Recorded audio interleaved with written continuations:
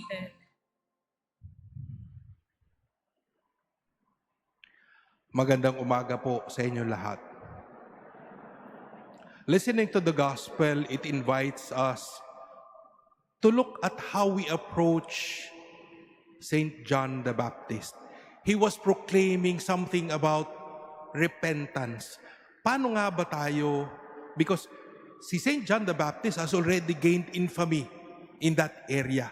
So people were already flocking to him at that time. Even the Pharisees and the Sadducees were also going to him, maybe for a different purpose.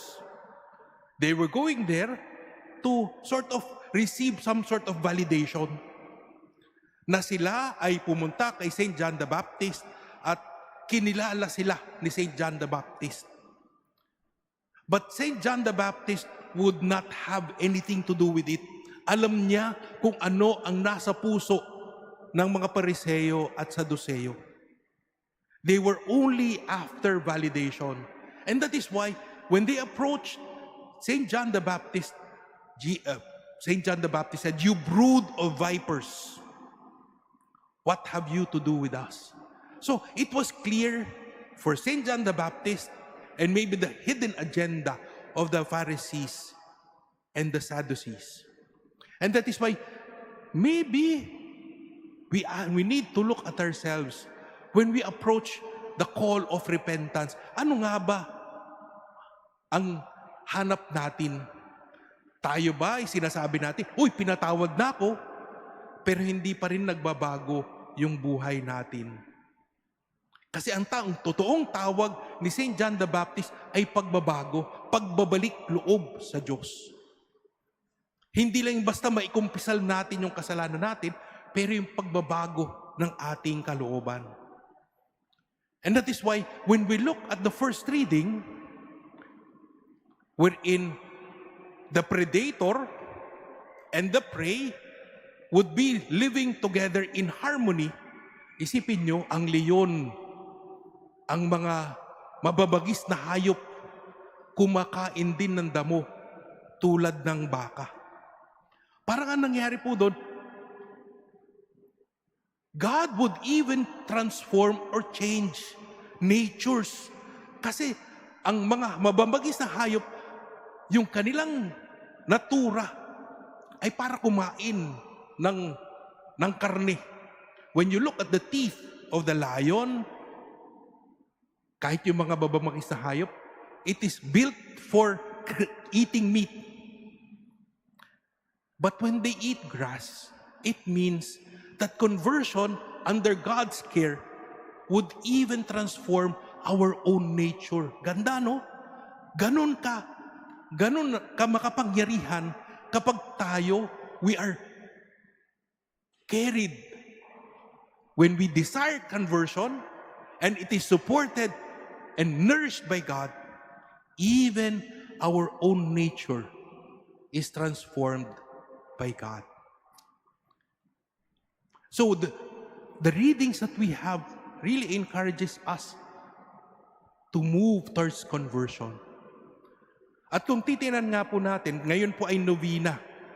Paghahanda po ito para sa dakilang kapistahan ng yung pagluluwal o paglilihi kay Maria. Titingnan po natin, what does Mary do? It brings us closer to Christ. Maybe not necessarily conversion at the moment, but Mary as a mother brings us closer to Christ. Inilalapit tayo sa Diyos. At yung ating kalapitan sa Diyos, ang unti-unting magbabago sa atin. Because we want to be closer and remain closer to Christ, unti-unti tinitingnan, ano ba ang nakakahadlang sa aking paglapit sa Diyos? Ang numero uno po doon, kasalanan natin. Our sin blurs how we see Christ, how we understand His teachings. Kaya nga ba, tinitingnan natin, kung ito yung mga bagay na magiging hadlang para sa akin, para ako'y lumapit kay Kristo, I will let them go. I will turn my back towards all those that can prevent me from being close to Christ. And that is what Mary leads us to, a closeness to Christ. Even if we are not yet converted, a closeness to Christ. Ultimately, conversion will happen to us when we are close to Christ. It is completed also by Christ, wherein He transforms our nature. Kung dati tayo mga mababangis na hayop,